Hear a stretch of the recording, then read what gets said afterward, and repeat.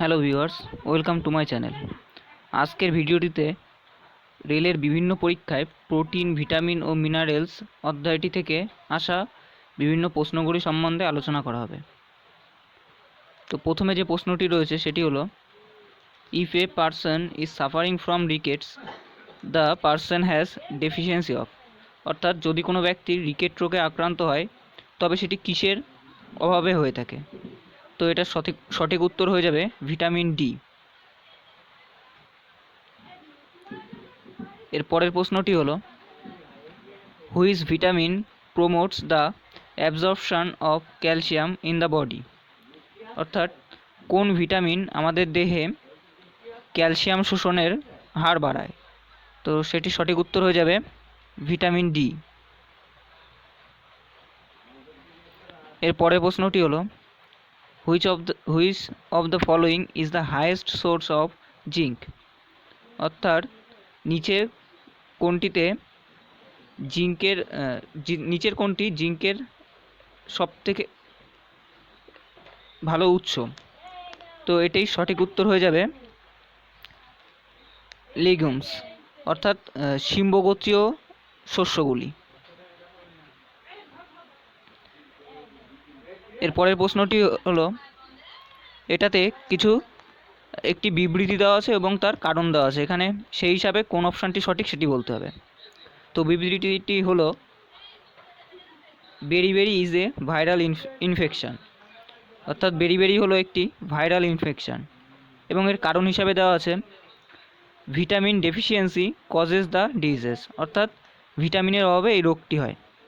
তো এখানে আমরা দেখতে পাচ্ছি যে বিবৃতিটি সঠিক নয়, কিন্তু বেরিবেরি রোগের কারণটি এখানে সঠিক দেওয়া আছে, অর্থাৎ অপশান এ হয়ে যাবে রাইট অ্যান্সার। এর পরের প্রশ্নটি হলো, which of the following is good source of vitamin A. অর্থাৎ ভিটামিন এ এর একটি উত্তম উৎস কী? তো এটি সঠিক উত্তর হয়ে যাবে ক্যারট, অর্থাৎ গাজর। এরপরে প্রশ্নটি হলো, which of the following is the highest source of vitamin A. একই প্রশ্ন আবার এসছে, তো এটিরও সঠিক উত্তর হয়ে যাবে গাজর।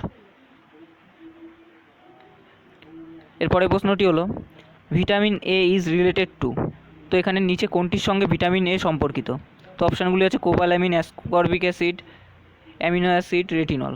তো এখানে ভিটামিন এর সাথে সম্পর্কিত হলো রেটিনল, যেটি হলো ভিটামিন এর রাসায়নিক নাম।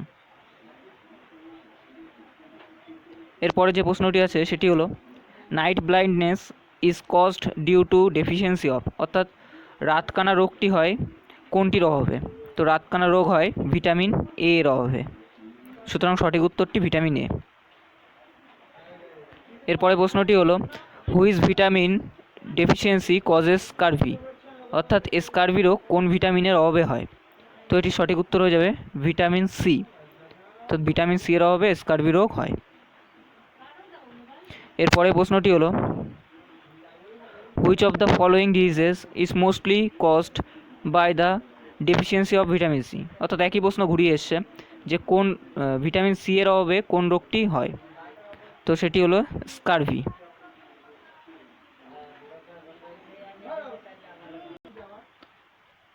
পরের প্রশ্নটি হলো, scurvy disease the symptom of which include bleeding gums may be prevented by adding dash to the diet. অর্থাৎ বলতে চাইছে যে স্কারভি রোগটি আমাদের খাদ্য তালিকায় কোন খাবার রাখলে স্কারভি রোগটি কমানো যাবে? তো এটি সঠিক উত্তর হয়ে যাবে ভিটামিন সি।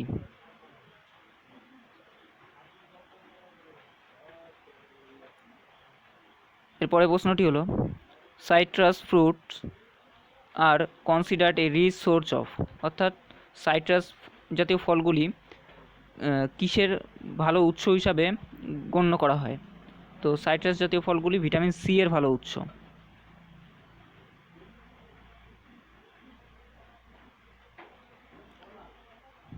এরপরে প্রশ্নটি হলো, which of the following vitamins is not fat soluble. অর্থাৎ কোনটি ফ্যাটে দ্রবণীয় ভিটামিন নয়? তো আমরা জানি এ, ডি, ই, কে এগুলি হলো ফ্যাটে দ্রবণীয় ভিটামিন এবং বাকিগুলি অন্য তরলে দ্রবণীয় ভিটামিন। তো এখানে আছে ভিটামিন সি, যেটি ফ্যাটে দ্রবণীয় নয়। পরের প্রশ্নটি হলো retinol is mainly related to, retinol কোনটির সাথে সম্পর্কিত? তো সঠিক উত্তর হয়ে যাবে ভিটামিন এ, যার অপর নাম হলো রেটিনল। এখানে কিছু কিছু ভিটামিনের রাসায়নিক নামগুলি দেওয়া আছে, সেগুলো একটু দেখে নেবেন, এবং পাশে তার অভাবজনিত রোগগুলিও দেওয়া আছে। পরের প্রশ্নটি হলো which disease is caused by vitamin A deficiency, অর্থাৎ ভিটামিন এ এর অভাবে কোন রোগটি হয়ে থাকে? সেটি হলো রাতকানা। এরপরে প্রশ্নটি হলো what does vitamin K deficiency leads to, অর্থাৎ ভিটামিন কে এর অভাবে কোন রোগ হয়ে থাকে? তো ভিটামিন এর অভাবে যেটা হয় সেটা হলো রক্ত জমাট বাঁধে না। তো অপশান এ হয়ে যাবে সঠিক উত্তর, প্রবলেম ইন ব্লাড ক্লটিং। এরপরে প্রশ্নটি হলো which of the following vitamin helps in the normal clotting of blood in human beings, তো মানবদেহে কোনটি রক্ত জমাট বাঁধতে সাহায্য করে? তো এটির সঠিক উত্তর ভিটামিন কে।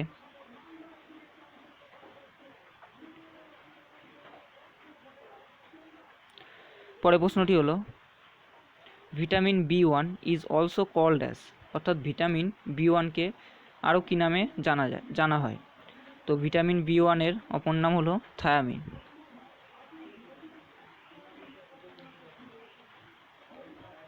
এরপরে প্রশ্নটি হলো vitamin C is called as, অর্থাৎ ভিটামিন সিকে কী নামে জানা হয়? তো ভিটামিন সি এর অপর নাম হলো অ্যাসকর্বিক অ্যাসিড।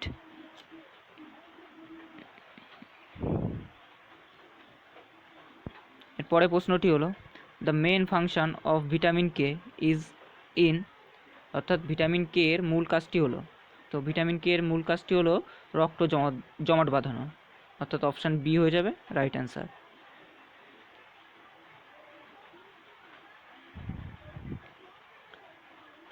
এরপর যে প্রশ্নটি আছে সেটি হলো হোয়াট কজেস বেরিবেরি, অর্থাৎ বেরিবেরি রোগটির কারণ কি?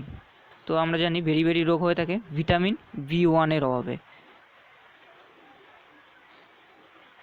অর্থাৎ অপশান বি হয়ে যাবে সঠিক অ্যান্সার। এরপরের প্রশ্নটি হলো the richest source of vitamin D from food is, অর্থাৎ আমাদের কোন খাদ্যে সবথেকে ভিটামিন ডি বেশি পাওয়া যায়? তো সেটির সঠিক উত্তর হয়ে যাবে কড লিভার অয়েল।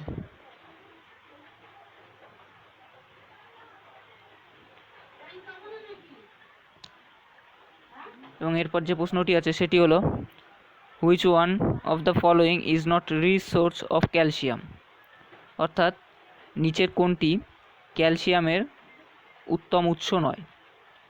তো এর সঠিক উত্তর হয়ে যাবে ক্যারট, অর্থাৎ গাজর। এরপরে প্রশ্নটি হলো which vitamin among the following is crucial for blood clotting, অর্থাৎ রক্ত জমাট বাঁধানোর জন্য দায়ী কোন ভিটামিন?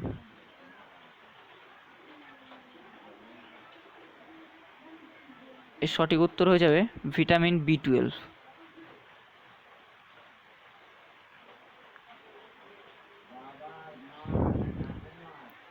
এরপরে প্রশ্নটি হলো cobalamin is also called as, অর্থাৎ কোবালামিনকে অন্য কী নামেও জানা যায়?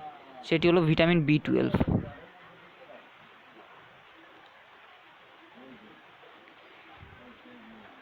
এরপরে প্রশ্নটি niacin is a form of, তো নিয়াসিন হলো ভিটামিন বি3 এর রাসায়নিক নাম। এরপর যে প্রশ্নটি আছে সেটি হলো which of the following is the most abundant source of iron, অর্থাৎ লোহার সবথেকে ভালো উৎস কোনটি?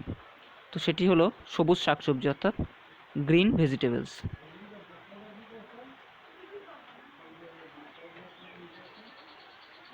এবং শেষ যে প্রশ্নটি রয়েছে সেটি হলো হোয়াট ইজ রিবোফ্লাভিন, তো রিবোফ্লাভিন হলো একটি ভিটামিন। তো এখানে আমরা দেখতেই পেলাম যে বেশিরভাগ প্রশ্নই রিপিট হয়েছে, সুতরাং প্রিভিয়াস ইয়ারের এই প্রশ্নগুলি যদি আমরা ভালো করে প্র্যাকটিস করি তবে পরবর্তী যে রেলের পরীক্ষাগুলি আছে সেগুলিতে কোনো সমস্যা হওয়ার কথা না।